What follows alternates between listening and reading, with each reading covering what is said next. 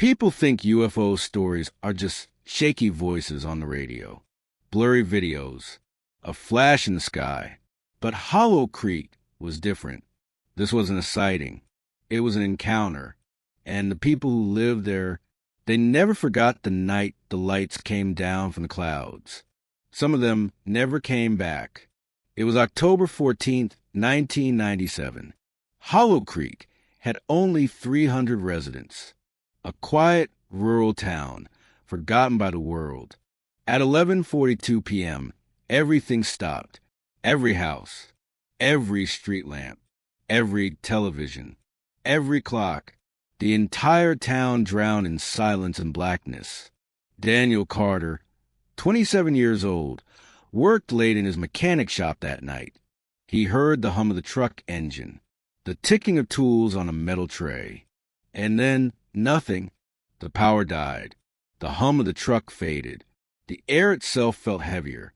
He stepped outside, expecting to hear crickets, the rustle of corn, the occasional bark of a stray dog. But there was nothing, not even the wind. It felt as if the world itself was holding its breath. Then Daniel saw them, 3 white lights, hovering above the fields, perfectly aligned, not blinking, not moving, just hanging there. At first, he thought it might be a plane. But planes don't hover. And planes don't glow as if they're alive. The lights pulse slowly, like breathing, each one shining brighter, then dimming in perfect rhythm. Daniel drove his pickup down the road, headlights cutting through the fog that rolled in. But the fog was strange. It didn't drift with the wind. It moved with purpose.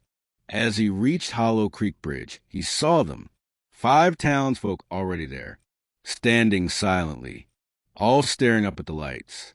Jacob Mills, the school bus driver, Sheriff Donnelly, Mrs. Holloway in her nightgown, barefoot in the frost. They didn't blink. They didn't move. Their mouths hung slightly open as if mid-sentence. Daniel shouted at them. They didn't answer. They didn't even look his way. Then came the sound, a low hum, so deep he felt in his bones. It rattled the windows of his truck. It pressed against his skull like a weight. It wasn't just a sound. It was inside him. The lights began to descend. Slow, deliberate. The fog thickened, swirling around the bridge, glowing faintly in their light. And then Jacob screamed. It was raw. It was human, but it was cut short because his body lifted into the air, rigid as a board, arms stretched unnaturally wide. And then he was gone. The others followed, one by one, their bodies rising into the sky, limbs jerking like puppets on invisible strings, each vanishing into the haze above. Daniel stumbled backward, heart racing, hands shaking. He wanted to run, but he couldn't move, because that's when he saw them, figures beneath the lights. Tall, thin, shadows stretched against the glow, their movements unnatural, insect-like, arms too long, heads too large, and their eyes, hollow, black, fixed directly on him. One tilted its head, and the sound in Daniel's skull sharpened into words that weren't his own. You've been chosen.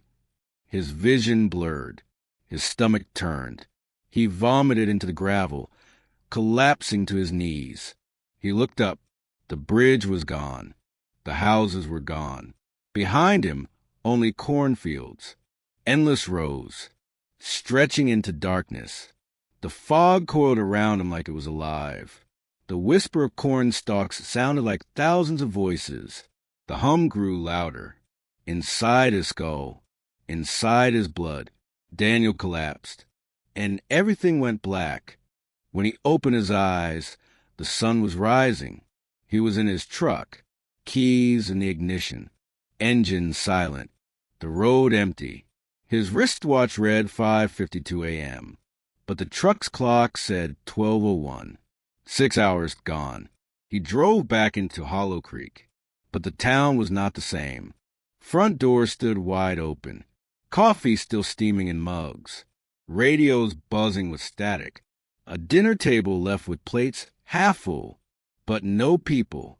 By the end of the week, 47 residents were missing.